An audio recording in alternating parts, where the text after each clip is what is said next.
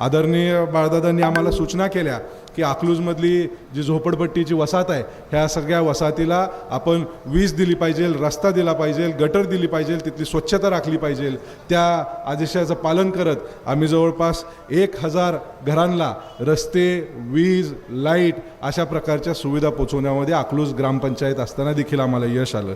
त्यामध्ये मग 1070 झोपडपट्टी असेल, नायर झोपडपट्टी असेल, विकासनगर असेल, 21 खोल्यामागचा परिसर असेल आणि बाकीच्या देखील काही जिथं गरजा होत्या त्या आम्ही ग्रामपंचायतीच्या माध्यमातून पुरवल्या।